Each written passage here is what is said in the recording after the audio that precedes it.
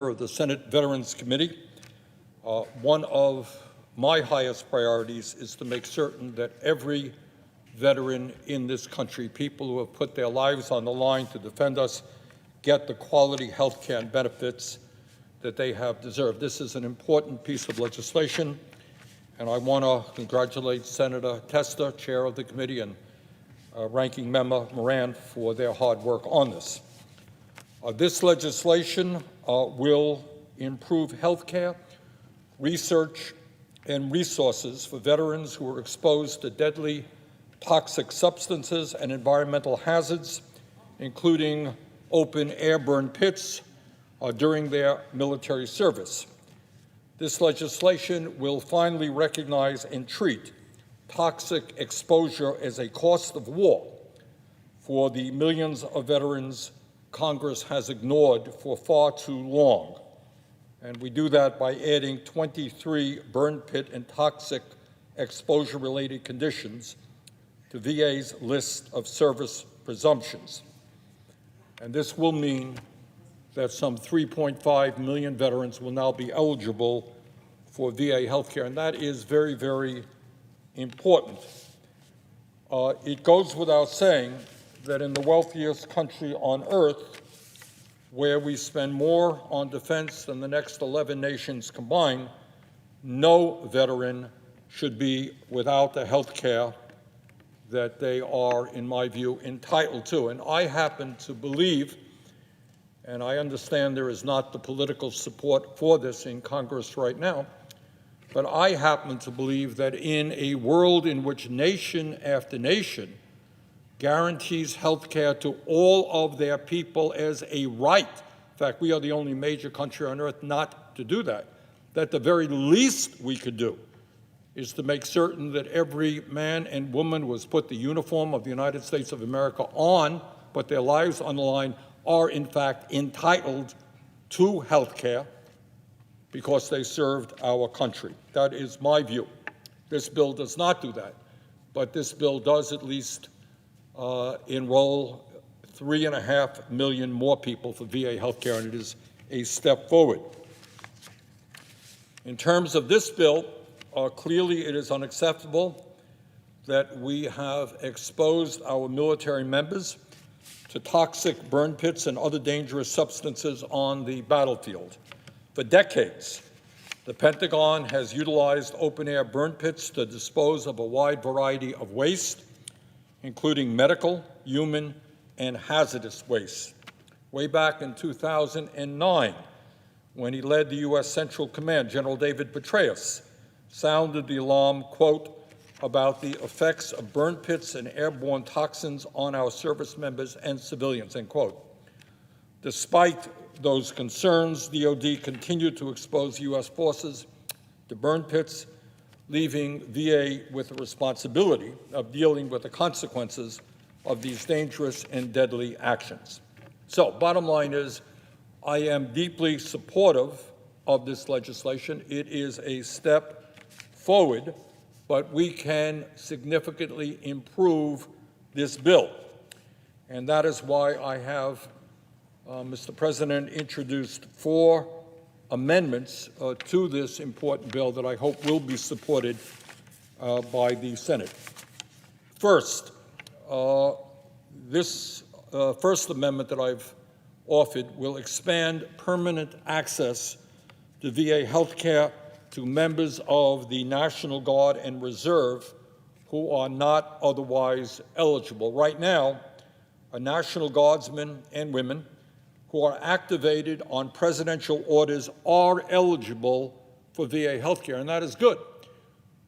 But that turns out to be only a very small percentage of people who are in the National Guard and Reserve. And I happen to believe that if you're in the National Guard or Reserve, and you could be called up at any moment to put your life on the line, I think you should be entitled to VA health care, and that is what that amendment does.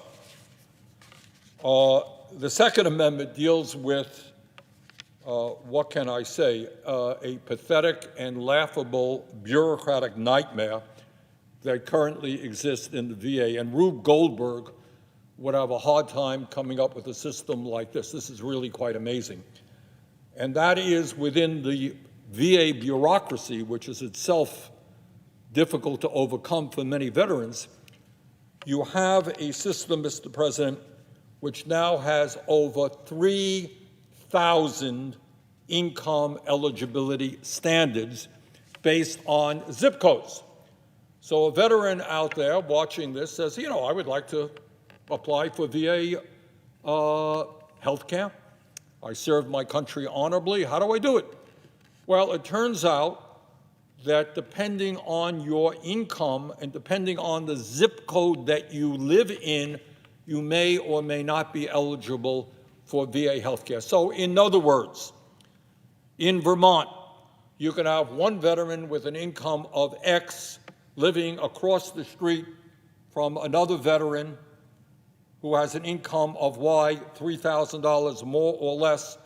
One veteran will be eligible for VA health care, another will not. In a large state like California, you have literally hundreds of different income eligibility standards that veterans are going to have to overcome. So people go to a service officer in the VFW, the American Legion, am I eligible? Takes a lot of research to determine when you're eligible. Look at the eligibility standard for San Francisco versus Los Angeles, for example, many, many thousands of dollars in differential. So if you could be eligible in San Francisco, rather eligible in Los Angeles, not in San Francisco, it really makes no sense. It is a nightmare. This amendment simplifies it. It simply says that in every state in the country, take the highest level of income eligibility, and that is the standard. So you'll have 50 standards rather than 3,000 standards. And I think that will make it a lot easier for veterans to access VA health care. My third amendment is a pretty simple one. It says that the VA should maintain a dental clinic in every state in the country to provide necessary dental services for veterans. Right now, there are very few states that do not have at least one dental clinic. My own state of Vermont is that one of those states, and I think every state should have that. My fourth amendment, again, deals with the issue of dental care. Mr. President, one of the many, many crises facing the American dysfunctional healthcare system is that, by and large, we do not recognize dental care as being health care. And the result of that in the general public is there are many, many, many millions of people who cannot afford the outrageously high cost of dental care. These are people, including many seniors, who literally lose all of the teeth in their mouth. They can't chew their food properly. For younger people, they can't go out and get a job successfully because you open your mouth, you don't have any teeth in it. You know, it's getting hard to get hired under those conditions. Currently, out of the 8.9 million veterans enrolled in VA healthcare, only 16%, or 1.4 million veterans, are eligible for dental care. And that is because within the VA, almost the only people eligible for dental care are those with service-connected problems. In other words, you have a service-connected issue with your mouth, your teeth, you're eligible for VA health care. But if you don't, if you're simply a veteran whose teeth is rotting in his or her mouth, sorry, you are not eligible. And the limitations of that approach are not only that dental care should be considered as health care in general. Somebody is suffering from poor dental care, we should take care of that person because it is health care. But there is no question that dental problems, oral problems, infections, etc., have an impact on our overall health. According to the VA, there are roughly 3.9 million veterans who have chronic diabetes and heart disease who are enrolled in the VA, 3.9 million. Most of the veterans diagnosed with diabetes were exposed to Agent Orange during their service in the Vietnam War. Furthermore, the overwhelming healthcare consensus is that poor oral health worsens the symptoms of diabetes and heart disease. So what that means in English is that you have veterans out there who are struggling with diabetes, struggling with heart disease, and their problem is exacerbated by poor dental health, poor oral health, and yet they can't get the dental care they need, which not only should be an end in itself, but also impacts their overall health. So, Mr. President, without going into great detail, I would say that providing dental care to veterans not only eases pain, not only addresses overall health care concerns, but it ends up being a very cost-effective approach.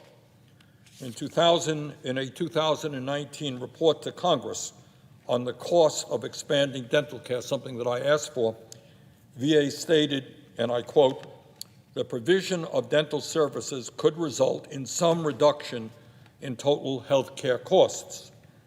Neglecting oral health can contribute to health problems including bacterial pneumonia, cardiovascular disease, and oral cancer," end quote.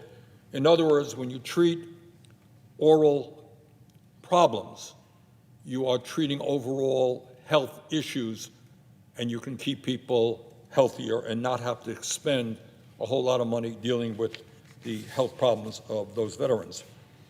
And during a VA briefing earlier this month, VA's Office of Dentistry stated unequivocally that, quote, "Dental care is essential to overall health care," end quote, while simultaneously advocating to maintain the VA's dental eligibility status quo.